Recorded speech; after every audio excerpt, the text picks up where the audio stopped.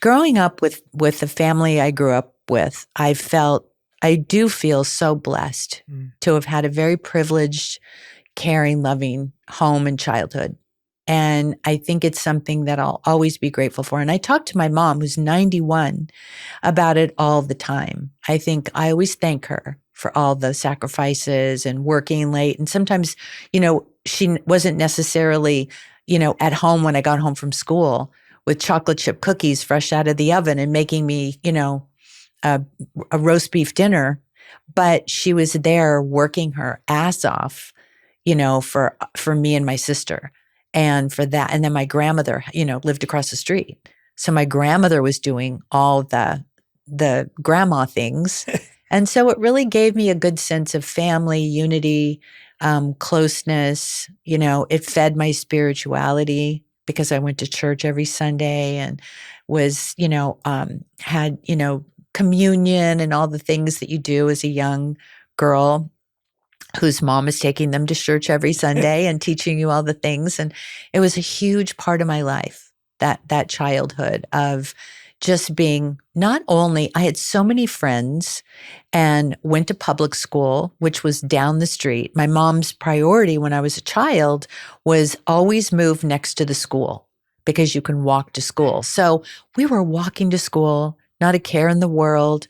We had no seatbelts in the cars, driving around in the back of my mom had a convertible T-Bird when I was a little girl, and throw us in the back on a shelf and we'd be bouncing around. And by the way, I did the same thing with my kids, Courtney and Kimberly, when I had them, and Chloe and then Robert, everyone in the back of the station wagon, no seatbelts, just 15 kids in the back section, shoved together like sardines, taking everybody everywhere.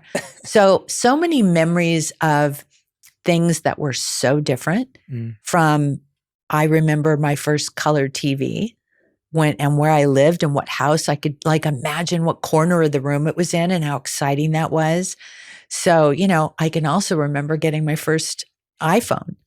It's like, talk about bizarre, yeah. The contrast of the two. Did you ever have one of those brick phones, one of the really big ones? Oh, yeah. I remember my 1990, 91.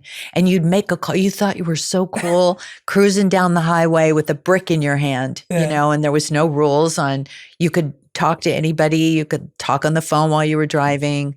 You could eat a burger while you were driving down the street. It's amazing all the different changes culturally, and just personally, just all the different chapters I've had in my life. It's like every single one is so clear. But if you take it like the first, 1 through 10, 10 through 20, 20 through 30, and just keep going, it's like there's so many huge magical things that have happened in each chapter. And I think that's the way I look at it now at my age. You have so much perspective and it changes from decade to decade. So I consider myself really lucky.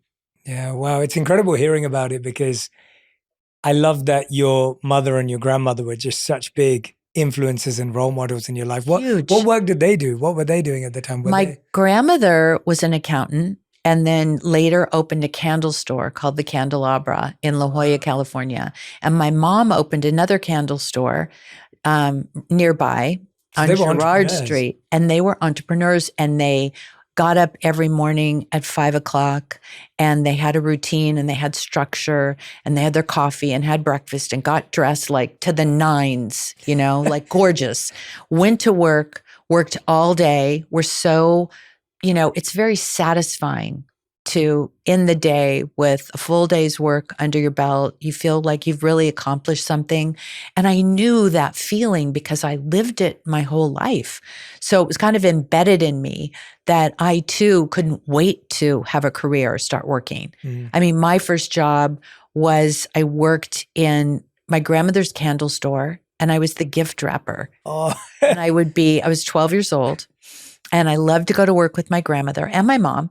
But I was at my grandmother's store and she'd put me in the back room and she taught me how to gift wrap and make bows. And I was the best gift wrapper I could possibly be. And I made the most beautiful bows in my mind on the planet. And she taught me that no matter what you do, you do the best job you can possibly do. She was the one who I had to brush my teeth for some reason a lot when I was young. Every time I had anything to eat, brush your teeth, brush your teeth. But she had this rule that if you brushed your teeth at my grandmother's house, then you had to clean the sink with like Comet or Ajax or one of those crazy things. And I would scrub that sink like it was like my only, polish.